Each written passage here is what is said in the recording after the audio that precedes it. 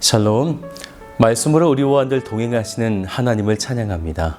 오늘도 우리에게 말씀으로 새 힘을 주시는 주님을 바라보시면서 오늘 예레미야 50장 말씀 함께 보도록 하겠습니다. 제 50장.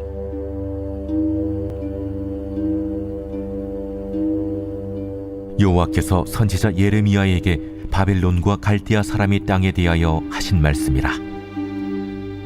너희는 나라들 가운데에 전파하라, 공포하라, 깃발을 세우라, 숨김이 없이 공포하여 이르라. 바벨론이 함락되고 벨이 수치를 당하며 무로닥이 부스러지며 그 신상들은 수치를 당하며 우상들은 부스러진다 하라.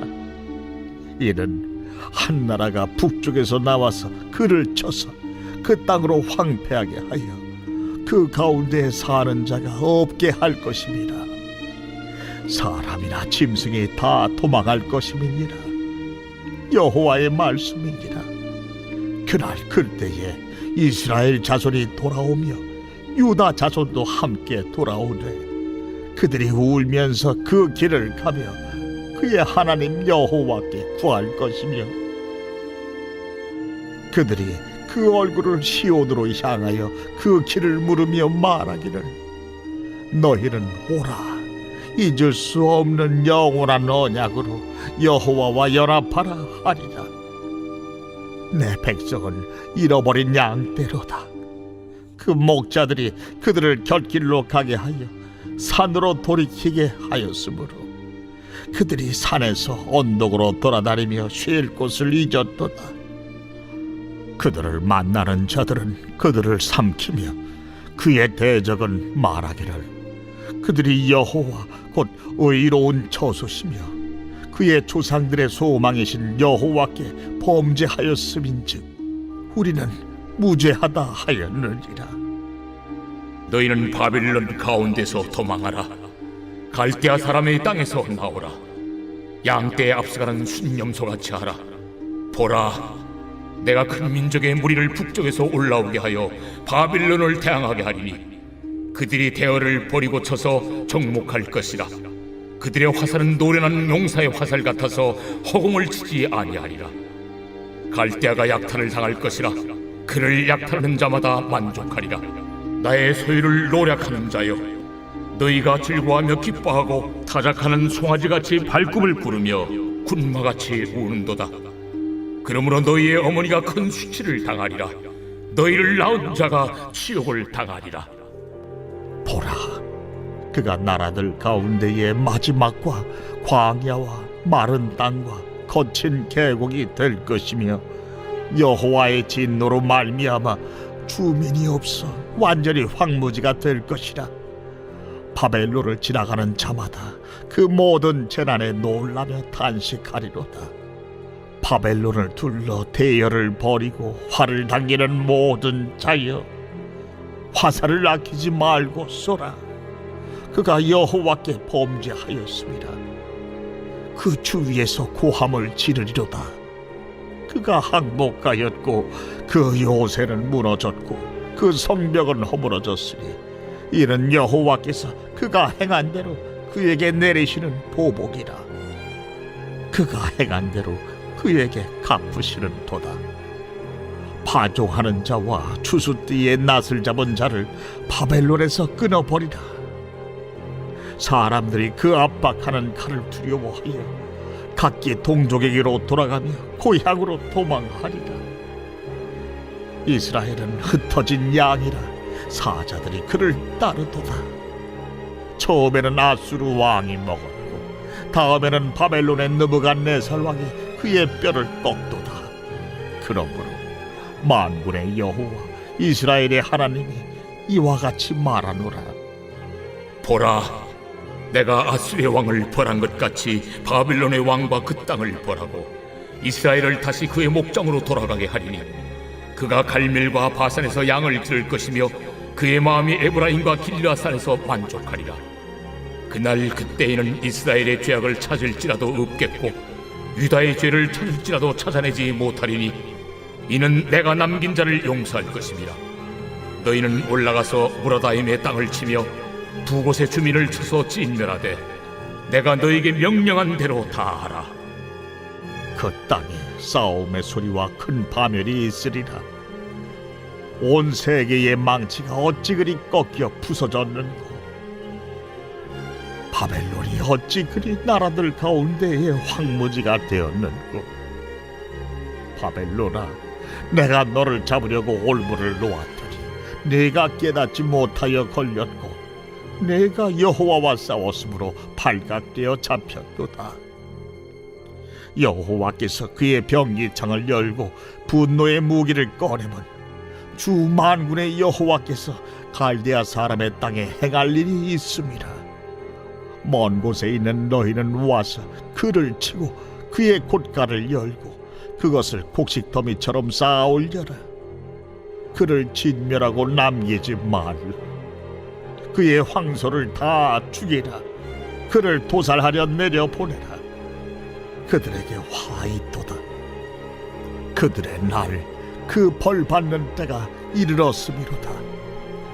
바벨론 땅에서 도피한 자의 소리여, 시온에서 우리 하나님 여호와의 보복하시는 것, 그의 성전에 보복하시는 것을 선포하는 소리로다. 활 쏘는 자를 바벨론에 소집하라. 활을 당기는 자여, 그 사면으로 진을 쳐서 피하는 자가 없게 하라. 그가 일한 대로 갚고 그가 행한 대로 그에게 갚으라. 그가 이스라엘의 거룩한 자 여호와를 향하여 교만하였습니다. 그러므로 그날에 장정들이 그 거리에 엎드러지겠고 군사들이 멸절되리라. 여호와의 말씀이니라.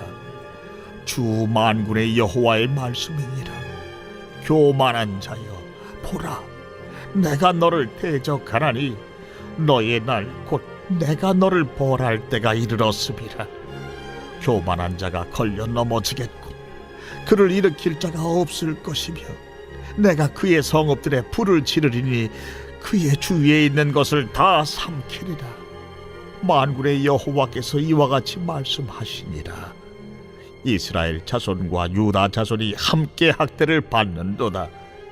그들을 사로잡은 자는 다 그들을 붙들고 놓아주지 아니하리라. 그들의 구원자는 강하니 그의 이름은 만군의 여호와라. 반드시 그들 때문에 싸우시리니 그 땅에 평안함을 주고 바벨론 주민은 불안하게 하리라. 여호와의 말씀이니라. 칼이 갈대아인의 위에와 바빌론 주민의 위에와 그 고관들과 지혜로운 자의 위에 떨어지리라. 칼이 잘하는 자 위에 떨어지리니 그들이 어리석게 될 것이며 칼이 용사 위에 떨어지리니 그들이 놀랄 것이며 칼이 그들의 말들과 병거들과 그들 중에 있는 여러 민족 위에 떨어지리니 그들이 여인들같이 될 것이며 칼이 보물 위에 떨어지리니 그것이 약탈되리라. 가뭄이 물 위에 내려 그것을 말리리니 이는 그 땅이 조각한 신상의 땅이요 그들은 무서운 것을 보고 실성하였음이니라. 그러므로 사막의 들짐승이 승냥이와 함께 거기에 살겠고 타주도 그 가운데에 살 것이요 영원히 주민이 없으며 대대에 살 자가 없으리라. 여호와의 말씀이니라.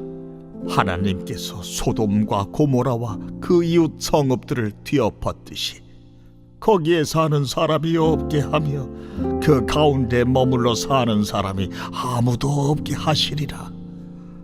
보라, 한 민족이 북쪽에서 오고 큰 나라와 여러 왕이 충동을 받아 땅 끝에서 일어나리니 그들은 활과 투창을 가진 자라.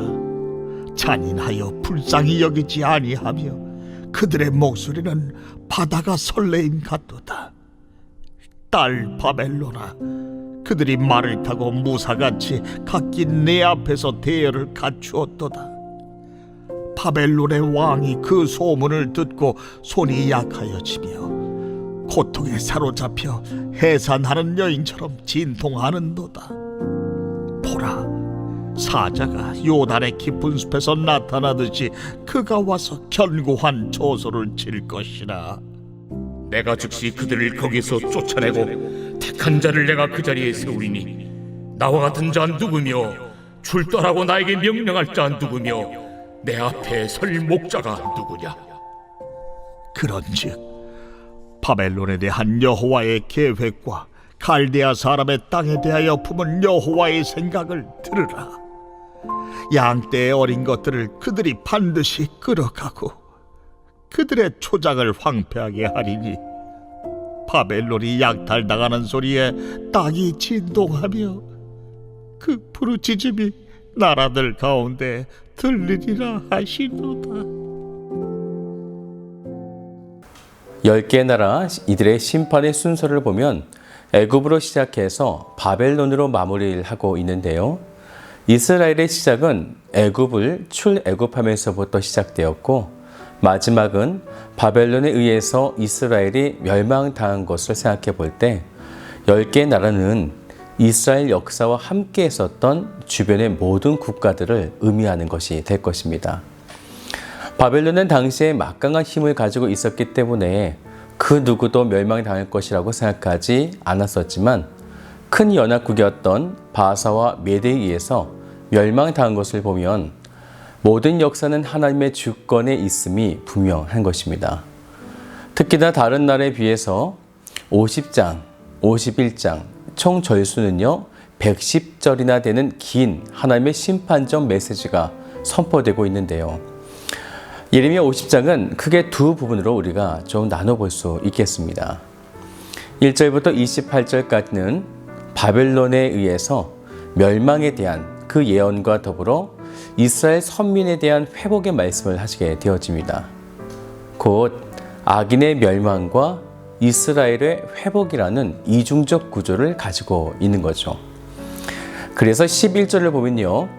나의 소유를 노략한 자여 이렇게 표현한 것을 보면 바벨론이 심판을 받아야 하는 가장 중요한 요인은 나의 소유인 이스라엘을 노략했기 때문이다 라는 것입니다. 그리고 두 번째로 29절부터 46절까지는 바벨론의 세 가지의 범죄에 대한 징벌을 선언하시게 되어지는데요. 첫 번째 징벌은 29절 마지막을 보시면 여호와를 향하여 교만하였음이라. 32절도 보면 교만한 자가 걸려 넘어지겠고 교만과 악행으로 멸절될 것이다. 이렇게 징벌 선언이 되어지죠. 두 번째는 33절을 같이 볼까요? 만군의 여호와께서 이와 같이 말씀하시니라. 이스라엘 자손과 유다 자손이 함께 학대를 받는도다.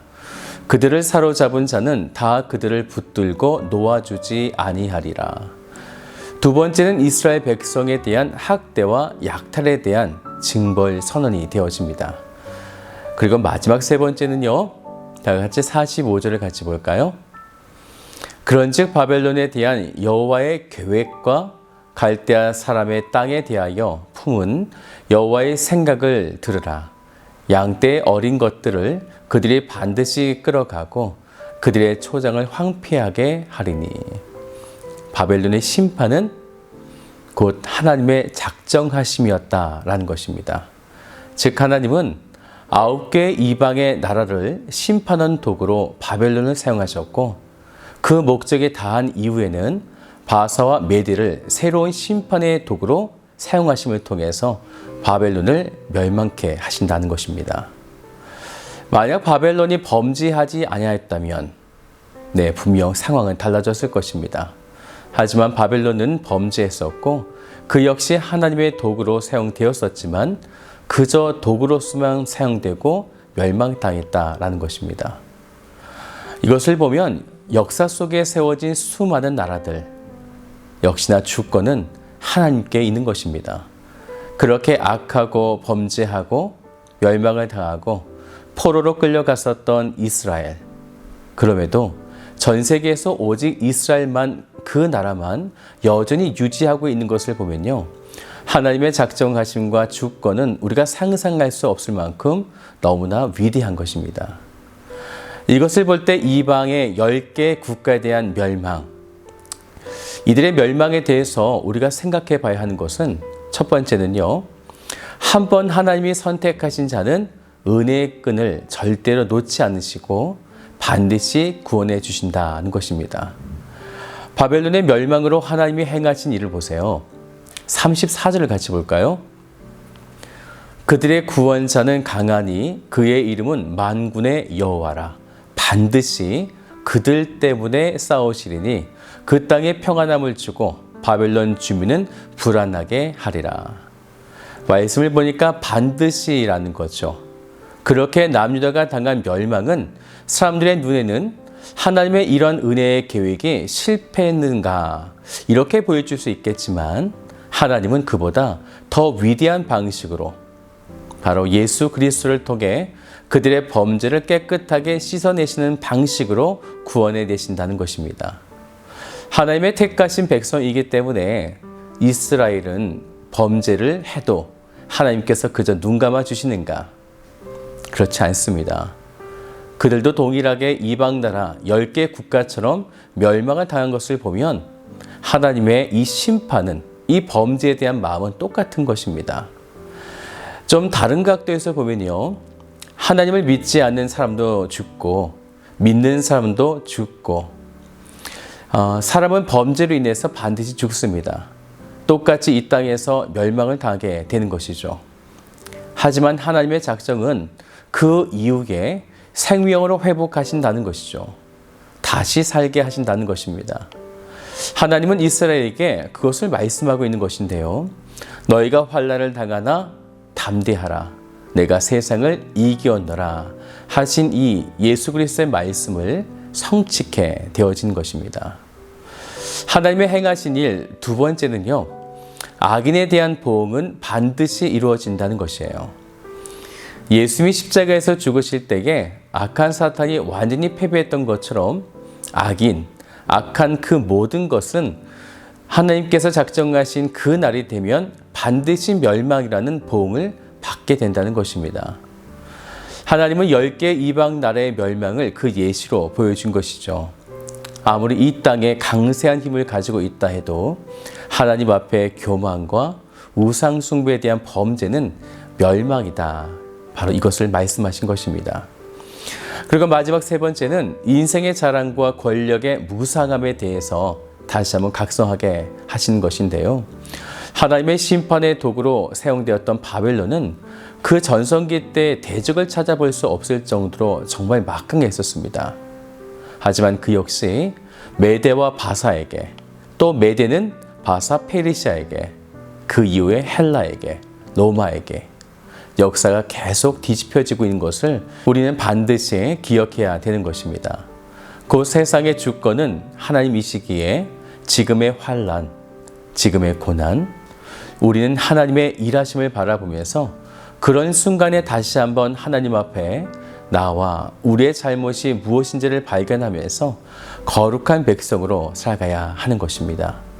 이것이 예레미야를 통해서 우리에게 주시고자 하시는 하나님의 메시지가 될 것입니다. 사랑하는 여러분, 하나님의 백성답게 세상과 구별되어 거룩하게 사십시오. 오늘 그 은혜를 누리시기를 주님의 이름으로 축복합니다.